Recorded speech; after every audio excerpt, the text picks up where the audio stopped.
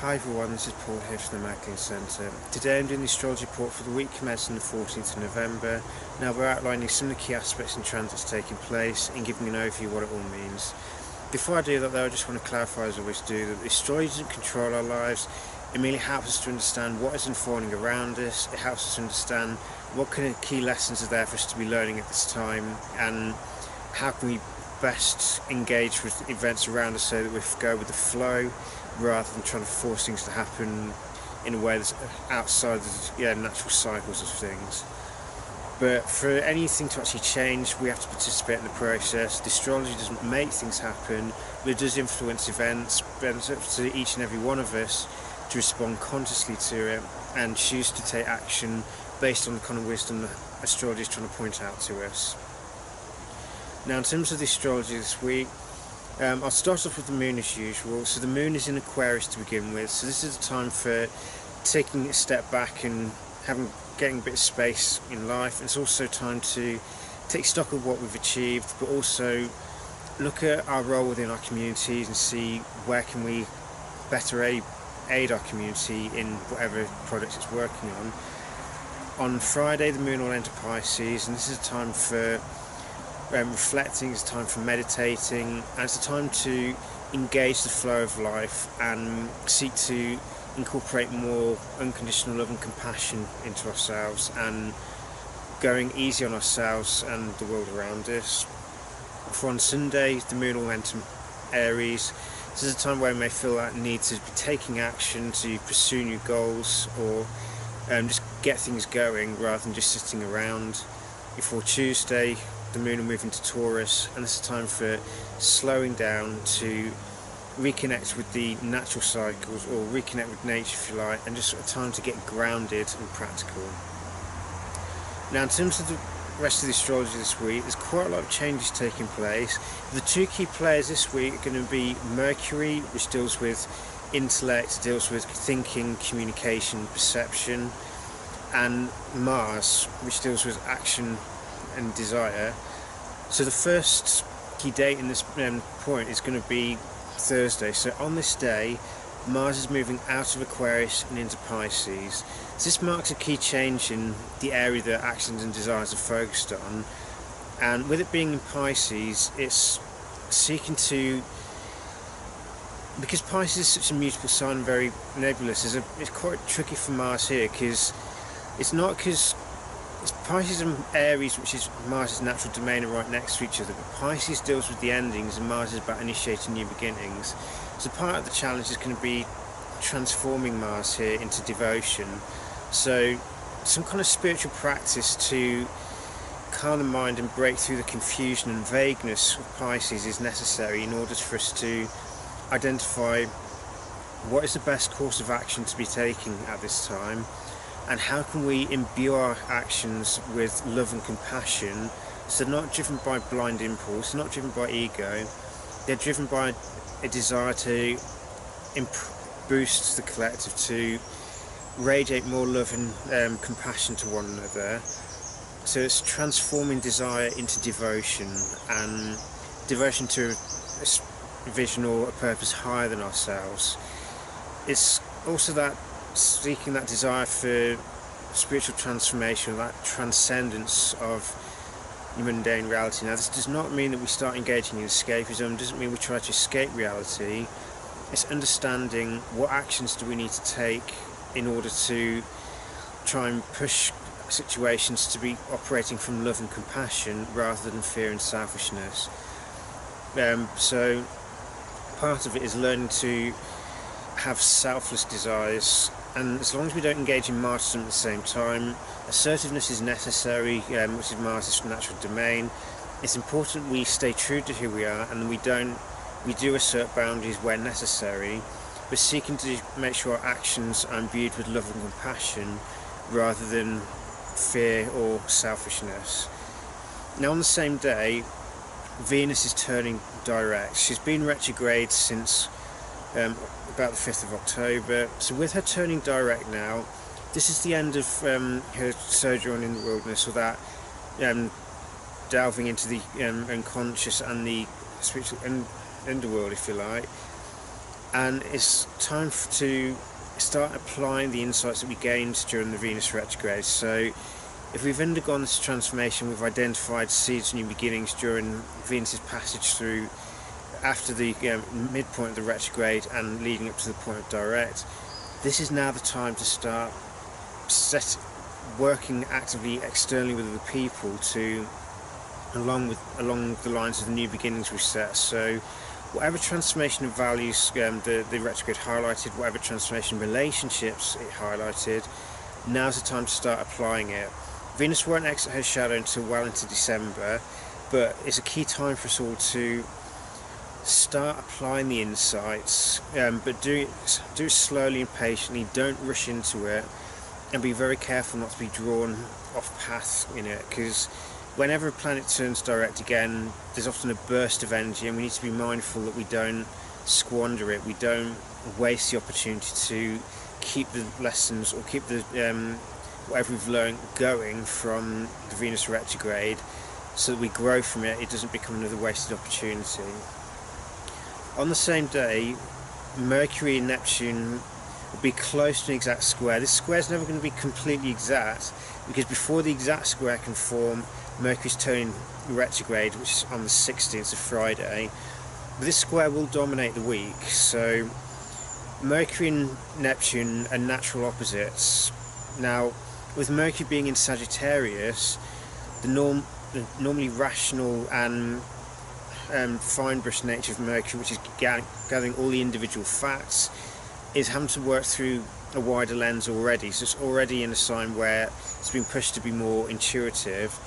With the square to Neptune, one of the key challenges here is bringing a more holistic balance to the mind. So it's bringing intuition and logic together, and it's allowing intuition to gather insights and then logic to help us communicate it.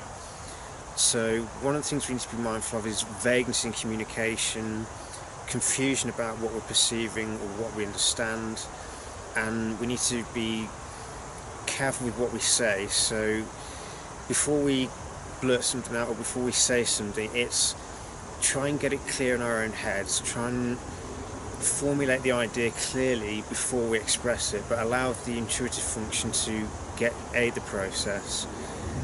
So one of the things this week will be focusing on allowing the mind to be more open to the intuitive function or the intuitive insights, but trying to avoid communication or vagueness in communication, and trying to avoid being deceptive or creating illusions with our speech rather than valuing truth.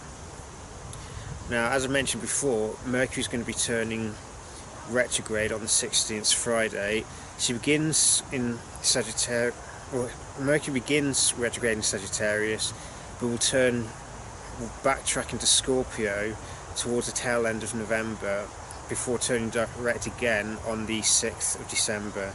So I'll do another video on this in more detail, but the main thing to remember is when Mercury is retrograde, there's a time where the logical thinking or the left brain often seems to power down. So when it comes to communication or anything in whether it's written or verbal, we have to be more mindful here. It's about becoming more conscious of how we communicate. In Sagittarius, it's allowing the rational mind or trying to open the rational mind up to the bigger picture. It's moving beyond the normal domain of Mercury, which is the concrete and the individual facts and logic. Sagittarius is more abstract. It's the big picture. It's linking everything together via the intuition. So it's seeing things rather than as a collection of individual pictures. It's seeing the movie, if you like. So with Mercury going retrograde in Sagittarius, it's a time for us to reevaluate our worldview, reevaluate the big picture that we understand as we understand it, and we need to make sure that the mind becomes open to new truths, in effect, because Mercury retrograde is a time of truth. Whatever's been buried in the unconscious is given a pathway up from the unconscious here into the conscious mind. So, which is why it's generally not a good idea to start anything new. It's best to avoid signing any contracts if we can. because the information coming up won't be fully integrated towards the end of the retrograde. So it's very important that we don't make any rash decisions, we don't make any stark changes yet. Instead, we allow the insights to come to us, and we allow them all to integrate, and we allow the mind to expand its capacity to become more holistic, so logic and intuition working together. And as the mind becomes more and more integrated and whole, it becomes a more powerful instrument and better able to understand the world around us, better able to communicate concepts clearly and concisely, and better able to discern truth from illusion. Now, the other aspect taking place is going to be on Tuesday. Mars in Pisces is going to square to Jupiter in Sagittarius. So Sagittarius and Pisces is a key theme this week. We've had Neptune in Pisces squaring off with Mercury in Sagittarius, and now it's Mars squaring off to Jupiter. Now, this aspect isn't necessarily one that's experienced negatively, but one thing we need to be mindful of is a sense of excessive energy. Mars is asserting ourselves. It's that drive to action, that motivation to get things done. With Jupiter being representing the principle of expansiveness, if that expansive energy hits the desire and action function and it's not controlled, then we can take actions to excess. Our desires can go unchecked, and we can end up doing things in an uncontrolled, impulsive way, and there's no sense of personal control, self-control to modify it. So one of the things with this aspect is the aim of it is to expand our understanding of our actions and desires, and it's also allowing wisdom and understanding of the natural laws, which is Jupiter and Sagittarius, to guide our actions. So we don't just do things blindly, we don't just pursue things without context. What we need to be looking to do rather, is if we already understand the natural laws, then we need to make sure that our actions and desires take these laws into account, so we're not creating karma for ourselves. If not, this is a good time to seek to learn them. And being in natural environments, we may find that spending time outdoors and burning that excess energy off allows us to more readily connect with the bigger picture, to understand the natural laws through being within the energy of nature itself. And we may find that we need to spend a bit of time in solitude as well, just to kind of ground out, to make sure that we don't act impulsively and we don't do something that's going to cause problems with other people. So this is a time, this aspect will be dominant throughout the week and into the following week, but it's exact on Tuesday. So this is a time for us to bring our actions and desires into alignment with the big picture. It requires that we put aside our need to be right, if you like, or the need to feel special or more important than anyone else. So we need to get rid of arrogance, and we need to let go of limited thinking, and we need to expand our understanding to the big level of the big picture, to understand our place within the big picture and how our actions then need to be driven by this picture. So it's seeking right action, if you like, the old Buddhist principle of right action. So our actions are only driven by desire to do what is right, based on a sound understanding of the natural laws that guide everything. Because if we understand these laws, our actions can then be moderated or regulated by them, so we don't do anything stupid, we don't do anything impulsive that's going to create karma for ourselves. And through seeking this understanding, we can understand our desires and actions more effectively, and our actions and desires can be driven by a higher understanding of self and the world around us. And with Mars being in Pisces, though, obviously actions are being pushed to be compassionate anyway. So the key theme here is seeking to pursue actions and desires that are driven by love, compassion, sensitivity to other people's needs, and loving care, and also understanding the big picture, so how our actions can impact the wider world, and making sure that our actions are done in the spirit of love and seeking a greater level of harmony with the world around us, rather than creating discord through impulsive action. On the same day, we've got a strong trine to Sun in Chiron. The Sun is in Scorpio, Chiron is in retrograde in Pisces, so we're looking at wounds of disconnection here.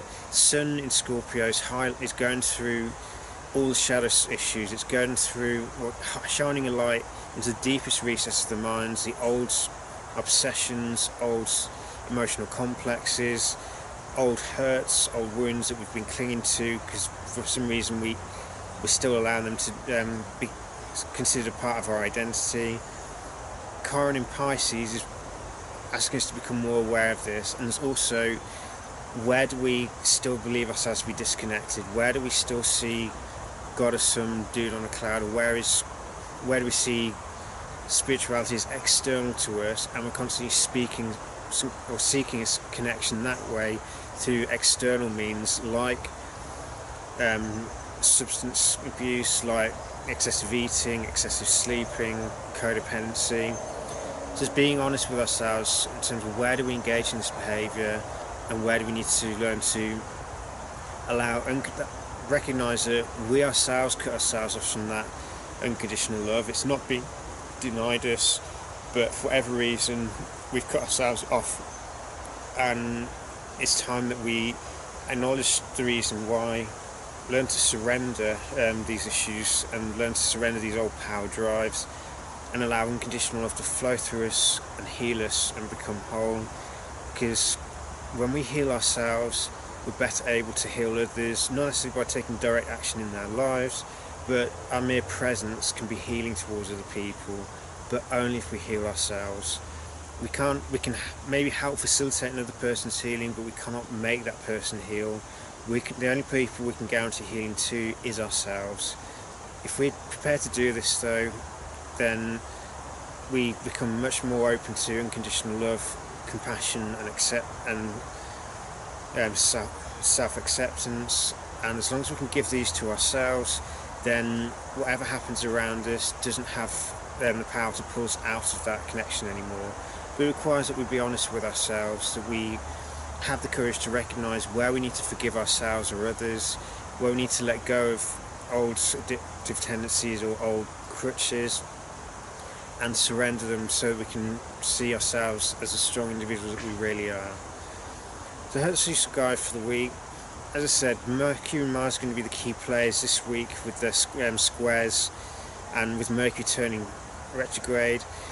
But this is a week of learning to go with the flow. It's learning to surrender any tendency to try and control things, and instead let the big picture present itself to us. It's rather than trying to make things conform to our way of understanding, it needs to be the other way. We need to open ourselves up to the possibility of change, and the possibility that we don't have the full facts, we don't have the full picture. But if we honestly seeking a higher understanding, we need to be willing to let go of old beliefs that they may be cherished but are actually damaging, destructive, and instead open our minds to the higher laws of nature, transform our desires into devotion through love and compassion for oneself and others. So spiritual practice, which is always important, but it's particularly important now. And so, as always, is grounding, because if we're not grounded, it's difficult to make the best use of this energy, because it's through grounding that we can then take action and we can actually make changes. If we're not grounded, then the energy hits us, but we can't really do anything with it, because we're not in that calm, centered place that occurs when we're grounded, and we're more likely to engage in the more dysfunctional side of things. So we all have a responsibility to work on becoming grounded individuals, feeling secure within ourselves and feeling connected to the earth grid, if you like. It's through that we can then transform our environment, through transforming ourselves and being a conduit for love and wisdom, and learning to embody it rather than just preaching it without actually taking any action and making it a part of our lives. So I hope this is a guide for the week. It might bring you many new insights and significant changes necessary to empower your journey. Take care, and may you be blessed.